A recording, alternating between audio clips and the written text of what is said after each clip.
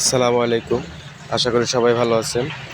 এই মুহূর্তে যে যেখানে শৌখিন খামার ইউটিউব চ্যানেলের ভিডিও দেখছেন, সবার সুস্বাস্থ্য এবং দীর্ঘায়ু কামনা করে আজকের ভিডিও শুরু করছি।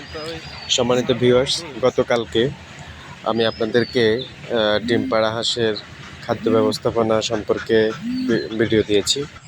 আসলে ডিম পাড়া হাঁসের জন্য সুষম খাবার যেমন জরুরি, ঠিক তেমনই জরুরি হাঁসের খাদ্যের সময়টা নির্ধারণ করা। অর্থাৎ আপনি কোন কোন সময় হাঁসকে খাদ্য দিবেন এবং কী পরিমাণ খাদ্য দিবেন, কতটা হাঁসকে কতটা পরিমাণ খাদ্য দিবেন, সেটার উপর অনেকটাই প্রোডাকশন নির্ভর করে। আপনি যদি মাত্রাতিরিক্ত খাবার দিয়ে দেন, সেটা আপনার খাবার কষ্টের সাথে প্রোডাকশনের সাথে তো নাও মিলতে পারে। আপনার প্রফিটের পরিমাণটা তো ওভাবে হবে না, কারণ সারা বছর তো হাঁস ডিম দিবে না। যে সময়টা হাঁস ডিম দিবে না, ওই সময়টাতে যাতে আপনার খাবারের কস্টটা সব কিছু অ্যাভারেজ মিলে আপনি একটা লাভের সংখ্যা থাকতে পারেন, সেই জন্য আপনাকে সবসময় একটা অ্যাভারেজ আপনার খাবারের রেশিও ধরে আপনাকে খাবারটা দিতে হবে। তো প্রিয় ভিউয়ার্স, আমরা যারা ডিম পাড়া হাঁসের খামার বা মুরগির খামার করছি, তাদেরকে সবসময় হাঁসের খাবার নির্ধারণ করে দিতে হবে সময়। আপনি একজন মানুষ হিসাবে আপনার যখন দুপুরের খাবার 4টা বাজে খাবেন, রাতের খাবার 1টা বাজে খাবেন, খাবারের যখন ওলটপালট হবে, আপনার অ্যাসিডিটি হবে, আপনার শারীরিক বিভিন্ন ধরনের সমস্যা হবে। ঠিক পশু পাখি এবং হাঁস মুরগির ক্ষেত্রেও সেম।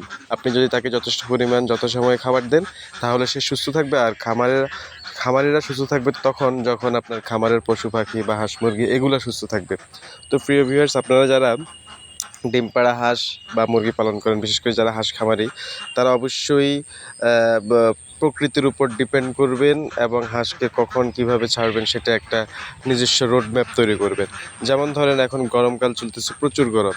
এই গরমকালে একটু হাঁসকে আর্লি আপনার খামার থেকে ছেড়ে দিতে হবে, যার কারণে আবার দুপুরবেলা রোদ তাতার আগে আপনি আবার খামারে হাঁসগুলো নিয়ে আসতে হবে। তো আবার ডিম পাড়া হাঁসকে সকালবেলা খুব তাড়াতাড়িও ছাড়া যায় না, কারণ বেশিরভাগ হাঁস সকালবেলায় ডিম পাড়ে। তো সেক্ষেত্রে সব কিছু ব্যালেন্স করে আপনাকে হাঁসের খাবার নির্ধারণ করতে হবে। আমার খাবার সাধারণত এখন 8টা বাজে বা হাঁস খুলে দিচ্ছি এবং 8টা বাজে হাঁসকে খাবার দিচ্ছি। ঠিক 1:30টা বাজে আবার হাঁসকে খাবার দিচ্ছি। বাকি 4টা বাজে আবার তিনবারের সময় আবার 4টা বাজে খাবার দিচ্ছি। খাবার দিয়ে আমি হাঁসকে আমার খামারে ঢুকাই ফেলতেছি। তো প্রিয় ভিউয়ার্স, আপনারা এরকম একটা টাইম নির্ধারণ করে প্রতিদিন একই টাইমে খাবার দিবেন। কোনো দিন 1টা বাজে দিলেন, কোনো দিন 12টা বাজে দিলেন, কোনো দিন 7টা বাজে দিলেন, কোনো দিন 5টা বাজে দিলেন। এরকম যদি আপনি খাবার রেশিও রাখেন, তাহলে আপনি কখনো খামার করে লাভবান হতে পারবেন না, হাঁসের ডিম প্রোডাকশনটা ভালো আসবে না। এবার আসেন, আপনি হাঁসকে কতটুকু পরিমাণ খাবার দিবেন। একটা ডিম পাড়া হাঁসকে আপনি কী পরিমাণ খাবার দিবেন সেটা অনেকটা নির্ভর করবে আপনি কি হাঁসটা উন্মুক্ত অবস্থায় পালন করতেছেন নাকি বদ্ধ অবস্থায় পালন করতেছেন, সেটার উপর অনেকটা নির্ভর করবে। আপনি যদি আবদ্ধ অবস্থায় হাঁসটা পালন করেন, তাহলে আপনাকে সম্পূর্ণ ডিপেন্ডেন্ট হতে হবে আপনার তৈরিকৃত খাবারের উপর। কারণ হচ্ছে, আপনার উন্মুক্তভাবে হাঁস পালন করলে প্রকৃতি থেকে সে অনেকটা খাবার সংগ্রহ করে নেয়। সেটাও খামারিকে ফলো করতে হবে, দেখতে হবে সে কী পরিমাণ খাবার পাচ্ছে, ওই হিসাবে আপনার খাবার রেশিওটা দিতে হবে। আবার যদি আপনি খাবারটাও বেশি দেন, তাহলে আপনার লাভ তেমন হবে না। সেজন্য আপনাকে একটা নির্দিষ্ট রোডম্যাপ অনুযায়ী খাবার দিতে হবে। একটা ডিম পাড়া হাঁসকে আপনি 140 থেকে 150 গ্রাম ফুল খাবার দিতে পারেন, সেটা আবদ্ধ অবস্থায়। এর বেশি সে দিলে সারাদিনই খাবে, কিন্তু আপনার তো মিলতে হবে। আপনি যদি তারা সারাদিনই খাওয়ান, তাহলে আপনারও তো কিছু খরচের বিষয় আছে, সেগুলো আপনাকে মাথায় রাখতে হবে।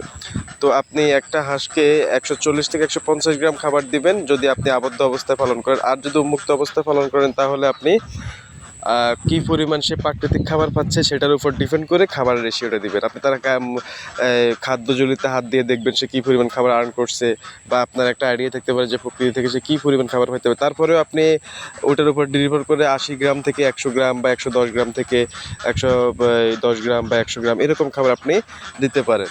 তো যদি প্রাকৃতিক খাবার সে না পায়, তাহলে আপনাকে ওই 130, 40, 50 গ্রামই আপনাকে খাবার দিতে হবে। তো প্রিয় ভিউয়ার্স, যারা ডিম পাড়া হাঁস মুরগি পালন করেন, তারা অবশ্যই খাবারের দিকটা খুব ভালোভাবে মাথায় রাখবেন। আর আমি গত একটা ভিডিওতে আপনাদেরকে দেখিয়েছি কীভাবে আপনারা খাবার কাস্টমাইজ করে খাবারের খরচটা কমাবেন, এবং এই খাবার কাস্টমাইজ করে খরচ কমানোর ক্ষেত্রে আপনার অনেক ভূমিকা রাখতে হবে লাভবান হওয়ার ক্ষেত্রে। এই জন্য আমি বলছি, প্রায় সময় আপনারা খামারিরা যখন খাবার নিয়ে আমাকে অভিযোগ করেন, আমি বলবো আপনি খাবার নিজে বানাই খাওয়াবেন। আপনাকে অনেক অভিজ্ঞ হতে হবে, আপনাকে এগুলো বুঝতে হবে, রিসার্চ করতে হবে, না জানলে জানতে হবে। যেহেতু আপনি একজন খামারি, আপনাকে খামারে সফলতা অর্জন করতে হলে জানার বাইরে কিছু নেই। ধন্যবাদ।